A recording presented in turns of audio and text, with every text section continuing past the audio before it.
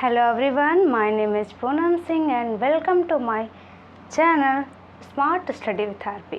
So friends, पिछले video में हम लोगों ने पोषण के बारे में पढ़ा था। कैसे होता है, दो टाइप से होता है, ऑटोट्रॉफिक एंड हेटेरोट्रॉफिक, जिसे स्वपोषी एंड परपोषी के नाम से भी जानते हैं। ठीक है, तो पोषण के बारे में यानी कि इस आर्टिकल के बारे में तो हम लोगों ने डिस्कस कर लिया। अब बचा है पाचन तंत्र, इसके बारे में आज बात करेंगे। आज की वीडियो में इसके बारे में बात करेंगे। सो फ्रेंड्स, जो मेरा पोषण वाला वीडियो था उसमें मैं रेडॉक्स रिएक्शन को, जो फोटोसिंथेसिस कौन से रिएक्शन होती है, रेडॉक्स रिएक्शन होती है, तो उसको एक बार ना और क्लियर करना चाहूँगी, क्योंकि जब मैंने वीडियो देखा तो मुझे लगा कि थोड़ा सा कहीं ना कहीं मिस्टेक है, तो मैं उसको एक बार क्लियर कर दूँ। उसके बाद जो आज का मेरा टॉपिक है यानी कि दूसरा पार्ट इसका पाचन तंत्र, उसके बारे में बात करते हैं। सो आइए सबसे पहले उसके बारे में बात करते हैं। तो फ्रेंड्स,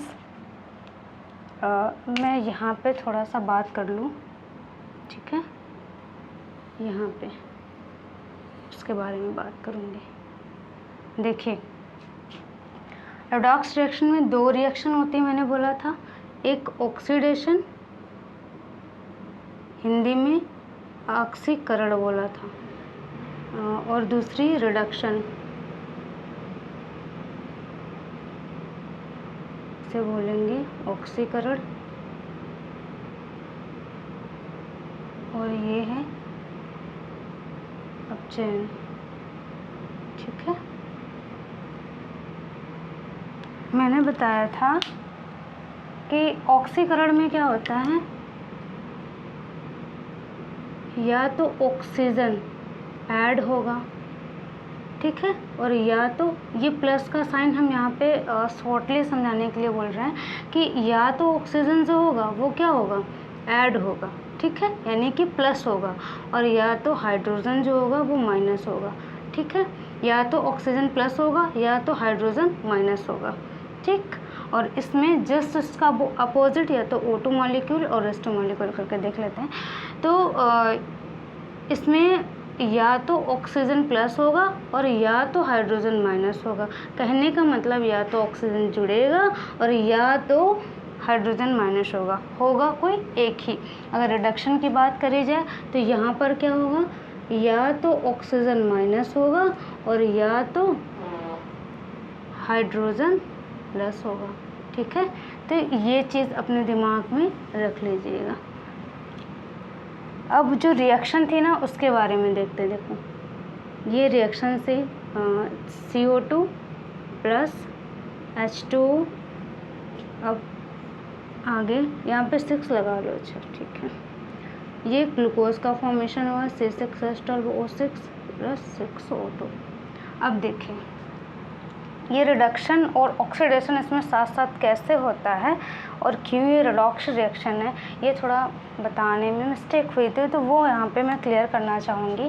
देखिए, अब कार्बन डाइऑक्साइड आगे जाके, दोनों आगे जाके ये बनाएंगे, ठीक है, ग्लूकोज कंपाउंड का फॉर्मेशन करेंगे, ग्लूकोज का निर्माण करेंगे। तो कार्बन यहाँ पे क्या है, कार्बन है, हाइड्रोजन है, ऑक्सीजन है। तो देखा जाए तो इनके पास, यानी कार्बन डाइऑक्साइड के पास कार्बन है, ऑक्सीजन है, ज़रूरत किसकी है, हाइड्रोजन की ज़रूरत है। तो ये हाइड्रोजन कहाँ से आएगा, ये आएगा H2O मॉलिक्यूल से। यानी यहाँ पे क्या हो रहा है, रिमूवल, या रिमूवल तो छोड़ो, डायरेक्टली शॉर्ट में समझते हैं। यहाँ पे हाइड्रोजन रिलीज, यानी कि हट रहा है, इससे अपनी लैंग्वेज में हट रहा बोल रहे हैं। तो यहाँ से हाइड्रोजन क्या हो रहा है, निकल रहा है। तो हाइड्रोजन किस में निकलता है, या तो यानी दोनों में से कोई एक ही होगा। तो हाइड्रोजन किस में निकला, इसमें निकला। तो ये क्या हुई, ऑक्सीडेशन निकलने के कारण, यानी H2 मॉलिक्यूल निकलने के कारण यहाँ पे क्या हुआ, ऑक्सीडेशन हुआ। ठीक है, यानी कि ऑक्सीकरण हुआ। और ये H2O इससे जुड़ के क्या बनाता है, ये बनाता है। यानी कि यहाँ पे क्या हुआ, एडिशन हुआ। तो एडिशन मतलब जुड़ा, तो H2 मॉलिक्यूल क्या हुआ, यहाँ पे प्लस हुआ, इसलिए ये क्या हो गई, रिडक्शन हो गई। ठीक है, कैसे हुआ ये रेडॉक्स रिएक्शन कैसे हुई, तो आपको समझ में आ गया होगा कि H2 मॉलिक्यूल यहाँ से निकला, यानी कि H2 मॉलिक्यूल का क्या हुआ, H2 मॉलिक्यूल यहाँ से क्या हुआ, निकला, यानी कि इसका क्या हुआ, ऑक्सीडेशन हुआ। क्योंकि मैंने इसमें पढ़ा या तो O2 ऐड होगा और या तो H2 जो मॉलिक्यूल है वो निकलेगा। तो यहाँ से निकला, इसका मतलब क्या हुआ, यहाँ पे H2O में क्या हुआ, ऑक्सीडेशन हुआ, और ये निकल के ऐड किस में हुआ, CO2 मॉलिक्यूल के साथ, तब जाके ये बना। तो एडिशन किस में हुआ, CO2 में हुआ। इसलिए CO2 का क्या हुआ, CO2 का जो हुआ वो रिडक्शन हुआ, और H2O का क्या हुआ, ऑक्सीडेशन हुआ। तो आई थिंक अब ये रिएक्शन क्लियर हो गई होगी आपको कि ये रिएक्शन यानी फोटोसिंथेसिस की रिएक्शन जो है वो रेडॉक्स रिएक्शन कैसे। ओके, तो ये फोटोसिंथेसिस की रिएक्शन क्या है, रेडॉक्स रिएक्शन। ठीक है, सो ये जो कल थोड़ी सी मिस्टेक हुई थी उसको मैंने यहाँ पे क्लियर कर दिया।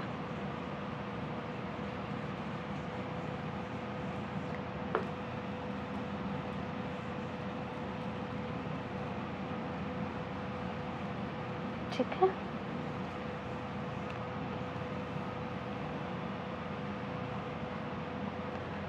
तो फ्रेंड्स आइए आज के टॉपिक के बारे में बात करते हैं। सो मैंने बताया कि जो मेरा पिछला वीडियो था उसमें मैंने पोषक के बारे में पढ़ा था, यानी कि कोई भी जीवधारी या कोई भी लिविंग थिंग अपने भोजन का फॉर्मेशन कैसे करता है। भोजन का फॉर्मेशन हो गया या ऑटोट्रॉफी मोड से करता है या तो हेक्टोट्रॉफी मोड से करता है। तो ठीक है, भोजन का फॉर्मेशन हो गया, भोजन बन गया, हमने खा भी लिया। अब मैं आपसे पूछूं कि आप भोजन में खाएं क्या क्या है, तो आप बताएंगे डेली लाइफ में जो भी हम यूज़ करते हैं, रोटी, दाल, चावल, ये सारी चीज़ें बताएंगे। लेकिन आपको मैं बता दूं, साइंस में रोटी, दाल, चावल के रूप में नहीं इसको लिखते हैं। ठीक है, साइंस कहती है आपने या तो कार्बोहाइड्रेट खाया है या तो प्रोटीन खाया है, ठीक है, या तो वसा खाया है, या जल या खनिज विटामिन सी। ठीक है, तो यह विटामिन, खनिज, जल, वसा, प्रोटीन, कार्बोहाइड्रेट जो भी आपने खाया है इनके रूप में लिया है। ठीक है, रोटी, दाल, चावल ना खा के साइंस कहती है आपने ये सारी चीज़ें खाई हैं। ठीक है, तो आपको मैं बता दूं कि जो हमारे शरीर में क्या होता है कि इसका कार्बोहाइड्रेट, प्रोटीन, ये कार्बोहाइड्रेट, प्रोटीन, हमारी बॉडी कार्बोहाइड्रेट, प्रोटीन को डायरेक्टली यूज़ नहीं करती है। ठीक है, और ये जल, खनिज, विटामिन्स इनका डायरेक्टली यूज़ कर लेती है। ठीक है, डायरेक्टली यूज़ कर लेती है और इनका डायरेक्टली यूज़ नहीं करती। यूज़ मीन्स दैट, यूज़ का मतलब यहाँ क्या होता है, मतलब कि कार्बोहाइड्रेट, प्रोटीन और वसा को डायरेक्टली एब्जॉर्ब नहीं करती है, अवशोषण नहीं करती है इनका, और जल, खनिज, विटामिन्स का डायरेक्टली ही अवशोषण कर लेती है। इसका कारण क्या है, इसका कारण है प्रोटीन, कार्बोहाइड्रेट, प्रोटीन और वसा, ये क्या है, कॉम्प्लेक्स मॉलिक्यूल हैं। कॉम्प्लेक्स मॉलिक्यूल का मतलब क्या होता है, जटिल अणु हैं। ठीक है, इन्हें डायरेक्टली यूज नहीं कर सकते हैं, डायरेक्टली एब्जॉर्ब नहीं कर सकती हमारी बॉडी। तो फिर कैसे करती है, तो इनको एक सिंपल फॉर्म में कन्वर्ट करती है। ठीक है, कार्बोहाइड्रेट को ग्लूकोज के फॉर्म में, प्रोटीन को अमीनो एसिड के फॉर्म में, फैट को फैटी एसिड के फॉर्म में, यानी कि ये सारा amino acid, glucose and fatty acid, इन तीनों के फॉर्म में, कार्बोहाइड्रेट को ग्लूकोज, प्रोटीन को अमीनो एसिड, वसा को फैटी एसिड, इस फॉर्म में हमारी बॉडी इसको एब्जॉर्व करती है। तो अब आप सोच रहे होंगे कि फॉर्म में अगर चेंज तो हो गया, यानी कि ये जटिल मॉलिक्यूल जो हैं, जटिल अणु हैं, इस सरल अणु में कन्वर्ट हो जाते हैं, उसके बाद हमारी बॉडी इसको एब्जॉर्व करती है। और यहाँ पे डायरेक्टली यूज़ क्यों करती है, क्योंकि ये ऑलरेडी सरल मॉलिक्यूल होते हैं, इन्हें और किसी फॉर्म में चेंज करने की आवश्यकता नहीं है। अब आप सोच रहे होंगे कि कार्बोहाइड्रेट, प्रोटीन और वसा इनका जो कन्वर्ज़न होता है, ये कार्बोहाइड्रेट से ग्लूकोज में कन्वर्ट होते हैं, प्रोटीन से अमीनो एसिड में कन्वर्ट होते हैं, फैट से फैटी एसिड में कन्वर्ट होते हैं, तो कोई ना कोई तो बीच में वर्क करता होगा। जी हाँ, वो करता है एंजाइम। तो इनको इसमें कन्वर्ट करने का काम जो है वो कौन करता है? एंजाइम करता है। ठीक है, एंजाइम करता है। तो इससे हमें क्या पता चला कि कार्बोहाइड्रेट, प्रोटीन और फैट जहाँ पर पाचन होगा, हमारी बॉडी के जिस भी अंग में पाचन होगा, वो क्या वहाँ पे इसका मतलब क्या हुआ? एंजाइम ज़रूर प्रेजेंट होगा। जी हाँ, एंजाइम ज़रूर प्रेजेंट होगा। सो फ्रेंड्स, अब देखिए, कार्बोहाइड्रेट, प्रोटीन और फैट, इन तीनों को, इनका तो वैसे भी डाइजेशन होना नहीं है, इन जो तीन है, यही तीन है, इन तीनों को डाइजेस्ट करने के लिए जिस अंगों का प्रयोग किया जाता है, जिन अंगों का प्रयोग, जो ऑर्गन इसमें यूज़ में लाए जाते हैं, कार्बोहाइड्रेट, प्रोटीन और फैट को डाइजेस्ट करने के लिए, पाचन करने के लिए यूज़ में लाए जाते हैं, उन अंगों के एक समूह को ही क्या कहते हैं? डाइजेस्टिव सिस्टम बोलते हैं। यानी कि जो अंग इन तीनों का पाचन करते हैं ना, उनका एक समूह, एक तंत्र का फॉर्मेशन करता है, एक सिस्टम का निर्माण करता है, जिसे हम लोग क्या कहते हैं? पाचन तंत्र कहते हैं। तो आई थिंक आपको समझ में आ गया होगा कि इन तीनों के पाचन डाइजेस्ट करने के लिए हमें एक सिस्टम की आवश्यकता होती है, जिसको हम क्या कहते हैं? डाइजेस्टिव सिस्टम कहते हैं। और डाइजेस्टिव सिस्टम में क्या है? सिंपली सारे ऑर्गन का समूह होता है। जो ऑर्गन इसमें पार्टिसिपेट करते हैं, इसको डाइजेस्ट करने में भाग लेते हैं, उनका एक समूह होता है। ठीक है, तो आपको ये समझ आ गया होगा। अब आगे बात करते हैं डाइजेस्टिव सिस्टम। तो आप हेडिंग डाल लीजिए डाइजेस्टिव सिस्टम। डाइजेस्टिव सिस्टम को पढ़ने के लिए हम क्या करेंगे? दो भागों में डिवाइड कर सकते हैं। ठीक है, पहला है आहार नाल। आप सोच रहे होंगे कि मैंने पहले से सारा लिख रखा है। जी हाँ, क्योंकि फ्रेंड्स क्या होता है कि अगर मैं सारा एक साथ इतना सारा लिखूँ ना, तो टाइम टेकिंग हो जाता है, टाइम कुछ ज़्यादा ही लगता है। अब मैं लिख के फिर उसको समझा दूँ तो आपको ज़्यादा अच्छे समझ में आएगा, टाइम भी थोड़ा कम लगेगा। सो आइए, पाचन तंत्र को आसानी से समझने के लिए हम दो भागों में डिवाइड कर सकते हैं। पहला आहार नाल, इंग्लिश में बोलो तो एलिमेंट्री कैनाल बोलते हैं, और दूसरा सहायक पाचक अंग यानी एक्सेसरी डाइजेस्टिव ऑर्गन इंग्लिश में बोलते हैं। जो एलिमेंट्री कैनाल है, इसकी लंबाई कितनी होती है? 33 फीट होती है। ठीक है, और अगर इसके मीटर में बात करी जाए तो 11 या 11.5 मीटर समथिंग होती है। और सहायक पाचक अंग क्या होते हैं? अब देखिए, एक सहायक पाचन को समझने से पहले ये जान लेते हैं आहार नाल। देखिए, जो मेरी आहार नाल होती है, एलिमेंट्री कैनाल, ये प्रत्यक्ष रूप से डायरेक्टली हमारे डाइजेशन में वर्क करती है। जो भी फूड का डाइजेशन करना होता है, उसमें डायरेक्टली ये यूज़ होती है। ठीक है, ये सारे ऑर्गन डायरेक्टली कार्य करते हैं। बट जो सहायक पाचन होते हैं, डायरेक्टली पार्टिसिपेट नहीं करते हैं। ये जब हमारी आहार नाल फेल हो जाती है, असहाय हो जाती है, वहाँ पे जाके वर्क करते हैं। कहने का मतलब क्या है? ये डायरेक्टली डाइजेशन नहीं करते हैं, ये सपोर्ट करते हैं डाइजेशन में। ठीक है, ये क्या करते हैं? सपोर्ट करते हैं डाइजेशन में। ओके, अब हमारे एक्सेसरी डाइजेस्टिव ऑर्गन कौन कौन से हैं? सहायक पाचक अंग कौन कौन से हैं? वो है लीवर यानी यकृत, और पैनक्रियास जिसे अग्न्याशय कहते हैं, गॉल ब्लैडर जिसे पित्ताशय बोलते हैं, और अपेंडिक्स आता है। तो अब पहले पार्ट यानी आहार नाल के बारे में बात करते हैं। आहार नाल की बात करते हैं तो आहार नाल की लंबाई कितनी होती है? 33 फीट होती है। ओके, अब आहार नाल में कौन कौन से अंग होते हैं जो पार्टिसिपेट करते हैं हमारे डाइजेस्टिव सिस्टम में, वो देखते हैं। सबसे पहला आता है मुख। ठीक है, सबसे पहला जो है वो मुख है, फिर दूसरा ग्रसनी है, और तीसरा इसमें आएगा ग्रासनली, चौथा आमाशय है, और पांचवा इसमें छोटी आंत, और फिर बड़ी आंत आएगा। अब देखिए, 1 बाय 1 थोड़ा सा इसे मैं डायग्रामेटिक वे में भी समझाऊंगी, बट थोड़ा सा ओवरव्यू ले लेते हैं, ताकि जब हम डायग्राम में समझाएं तो आपको और भी बेहतर समझ में। ओके, तो आइए समझते हैं। देखिए जो पहला भाग हमारा मुंह है, यहीं से क्या होता है, हमारा पाचन शुरू हो जाता है। ठीक है, जो पाचन है शुरू हो जाता है। हमारे मुख में क्या होती है, लार होती है।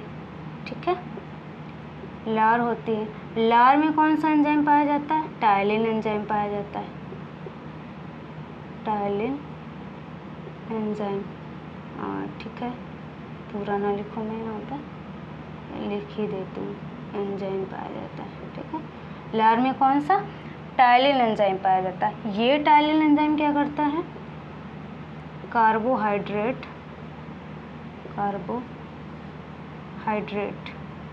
ठीक है, कार्बोहाइड्रेट का 5% कार्बोहाइड्रेट का क्या करता है, पाचन करता है।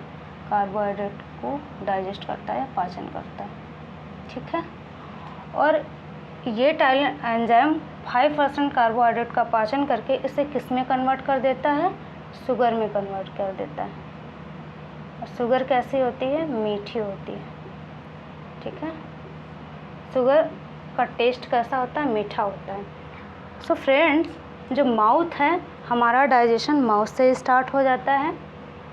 हमारे माउथ में लार प्रेजेंट होती है। लार में कौन सा एंजाइम होता है, टायलिन एंजाइम होता है। और टायलिन एंजाइम क्या करता है, 5% कार्बोहाइड्रेट का पाचन करता है। और ये कार्बोहाइड्रेट आगे जाके किसमें, शुगर में कन्वर्ट हो जाती है। और शुगर कैसी होती है, मीठी लगती है। तो यही कारण है कि जब हम रोटी को बहुत ज़्यादा चबा के खाते हैं, अच्छे से चबा के खाते हैं, तो रोटी हमें क्या लगती है, मीठी लगती है। तो यहाँ से इसके पहले ही पार्ट से 4-5 क्वेश्चन बनते हैं। सबसे पहला क्वेश्चन पूछा जाता है कि डाइजेशन का स्टार्ट, हमारे डाइजेशन स्टार्ट होता है किस पार्ट से होता है, शुरुआत ही कहाँ से होती है, तो मुख से होती है, माउथ से होती है। ठीक है, हमारे माउथ में लार प्रेजेंट होती है। लार में कौन सा एंजाइम पाया जाता है, टायलिन एंजाइम पाया जाता है। टायलिन एंजाइम किसका पाचन करता है, कार्बोहाइड्रेट का पाचन करता है। कार्बोहाइड्रेट किस में कन्वर्ट हो जाती है, शुगर में कन्वर्ट हो जाती है। और उसके बाद क्वेश्चन पूछा जाता है कि क्या कारण है कि जो कार्बोहाइड्रेट यानी रोटी को जब हम खाते हैं ना, तो वो मीठी लगती है। उसका कारण यही है कि टायलिन एंजाइम क्या करता है, उसको शुगर में कन्वर्ट कर देता है। ठीक है, अब उसके बाद क्या होता है, हमने जो भोजन किया वो कहाँ आया, ग्रसनी में आया। और ग्रसनी में क्या हुआ, पाचन नहीं होता है। ग्रसनी में कोई भी पाचन नहीं होता है। ग्रास नली में कोई पाचन नहीं होता है। इसका मतलब क्या हुआ, इन दोनों में कोई भी एंजाइम नहीं प्रेजेंट होता है। यस, कोई भी एंजाइम नहीं प्रेजेंट होता है। उसके बाद आगे बात करते हैं, हमारा भोजन पहुंचता है कहाँ, आमाशय में। अब आमाशय में क्या होता है, सर्वाधिक मात्रा में प्रोटीन का पाचन होता है। 70% प्रोटीन का पाचन कहाँ होता है, वो आमाशय में होता है। तो यहाँ आगे इसके लिख सकते हैं हम कि सर्वाधिक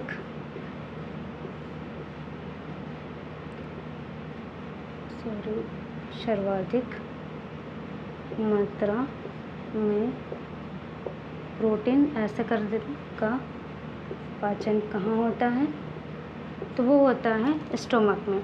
अब स्टोमक में अगर प्रोटीन का पाचन होता है, इसका मतलब यहाँ पे एंजाइम होते हैं। हाँ, एंजाइम होते हैं। वो कौन सा एंजाइम है, 2 एंजाइम यहाँ पे प्रेजेंट होते हैं। अब इसका रीज़न क्या है, पाचन होने का रीज़न क्या है यहाँ पे, अब ऐसे इसका रीज़न यानी बिकॉज ऐसे करके लिख सकते हैं आप। इसका रीज़न क्या है, यहाँ पे 2 एंजाइम प्रेजेंट होते हैं। पहला पेप्सिन, दूसरा रेनिन। ठीक है, प्रोटीन पाचक एंजाइम को याद करने का सबसे आसान तरीका है, यहाँ पे क्या होता है, इन लगा होता है। और प्रोटीन जब लिखते हैं ना, देखो प्रोटीन लिखते हैं तो उसके लास्ट में भी इन लगा होता है। तो प्रोटीन पाचक एंजाइम कहाँ पर होते हैं, आमाशय में होते हैं। और आमाशय में 2 प्रोटीन पाचक एंजाइम प्रेजेंट होते हैं। पहला है पेप्सिन, दूसरा है रेनिन। पेप्सिन जो है सामान्यतः मतलब जो बहुत ही सिंपल फॉर्म में होते हैं उनका पाचन करते हैं। जो सिंपल फॉर्म में प्रोटीन होते हैं ना, उसका पाचन कौन करते हैं, पेप्सिन के द्वारा होता है। और रेनिन किसका पाचन करता है, तो रेनिन जो होता है वो केसिन प्रोटीन का पाचन करता है। केसिन प्रोटीन, ठीक है, केसिन प्रोटीन का पाचन किसके द्वारा होता है, रेनिन के द्वारा होता है। और ये किसमें, केसिन प्रोटीन पाई किस में जाती है, तो दूध में पाई जाती है।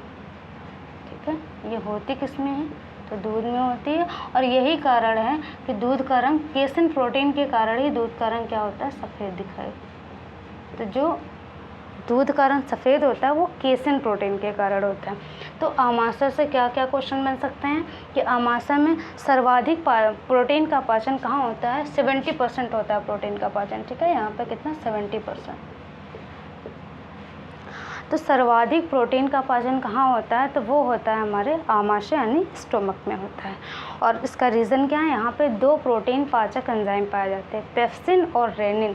पेप्सिन जो है सामान्य प्रकार के प्रोटीन का पाचन करता है, और रेनिन जो है वो केसिन प्रोटीन का पाचन करता है।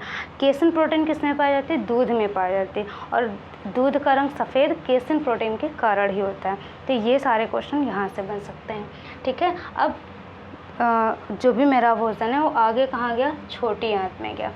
अब छोटी आंत में क्या होता है, सर्वाधिक मात्रा में भोजन का पाचन होता है। और ये कैसे होता है, जब डायग्राम के थ्रू उसको समझाएंगे तो और भी बेहतर समझ में आएगा, ठीक है।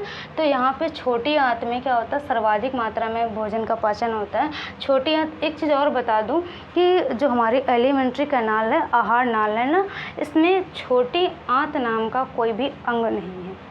अब ऐसा मैं क्यों बोल रही हूँ, आइए समझते हैं। देखिए, जो हमारी आहार नाल है ना, उसमें ग्रहणी, मध्यांत्र, शेषांत्र, जैसे इंग्लिश में डुओडेनम, जेजुनम और इलियम बोला जाता है, ये 3 पार्ट प्रेजेंट होते हैं। और ये 3 पार्ट जो है ना, इनके समूह को ही बोल दिया जाता है छोटी आंत। इसलिए छोटी आंत नाम का कोई भी अंग नहीं होता है, इनके समूह को बोला जाता है छोटी आंत, ठीक है। फिर आगे बात करते हैं बड़ी आंत। अब यहाँ पे सर्वाधिक पाचन होता है। सर्वाधिक पाचन कहाँ, अगर ऐसे पूछा जाए कि सर्वाधिक पाचन कहाँ होता है हमारे भोज्य पदार्थों का यानी भोजन का, तो छोटी आंत में होता है। और छोटी आंत के भी पार्ट में पूछा जाए तो ये होता है ग्रहणी में यानी डुओडेनम में होता है। और कंप्लीट कहाँ हो जाता है पूरी तरीके से, तो शेषांत्र यानी इलियम में कंप्लीट हो जाता है।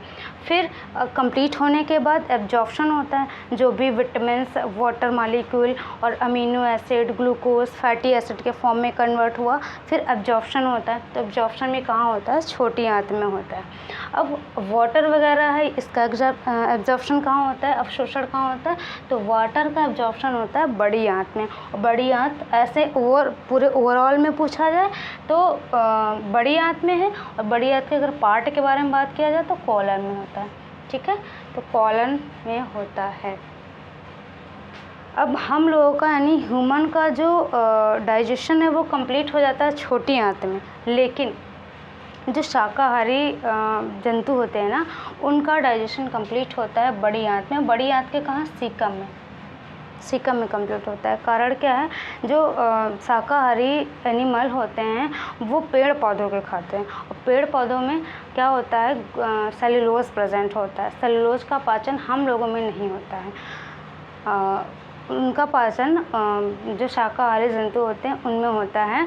और उसका कारण क्या है कि उनमें अपेंडिक्स प्रेजेंट होती है, ठीक है। अपेंडिक्स प्रेजेंट साथ में एक्टिव होती है, तो इस वजह से उनमें सेलुलोज का पाचन होता है, हमें नहीं होता है। हमें अपेंडिक्स है लेकिन वो एक अवशेषी अंग की तरह। अवशेषी अंग का मतलब क्या होता है, वे अंग जो कभी एक्टिव थे बट अब एक्टिव नहीं है। इस वजह से हम लोगों के अंदर सेलुलोज का पाचन नहीं होता है। जो जंतु होते हैं, जो शाकाहारी जंतु होते हैं, उनमें सेलुलोज का पाचन होता है, और उनका डाइजेशन यहाँ बड़ी आंत में कंप्लीट होता है, और मानव का डाइजेशन छोटी आंत में कंप्लीट होता है। सो ये था हमारा आज का वीडियो ओवरव्यू। डाइजेस्टिव सिस्टम को पढ़ने से पहले ओवरव्यू जानने के लिए ये था पूरा आज का वीडियो मेरा। और इसी चीज़ को हम एक डायग्राम के थ्रू समझेंगे तो और भी बेस्ट समझ में आएगा। सो फ्रेंड्स, कैसा लगा ये वीडियो आपको ज़रूर बताइएगा। Thank you for watching my video. और हाँ, चैनल को सब्सक्राइब करना मत भूलिएगा, ठीक है। बेल आइकन को प्रेस करिए और खूब सारा शेयर करिए, कमेंट भी करें, और कैसा लगा ज़रूर बताना। इसके बाद मैं इसका वीडियो डायग्राम के थ्रू समझाऊंगी। जो भी आज का मैंने कंटेंट प्रोवाइड करा है इसको डायग्राम के थ्रू समझाऊंगी, और भी बेस्ट समझ में आएगा। सो फ्रेंड, कैसा लगा ज़रूर बताइएगा, और thank you for watching my video.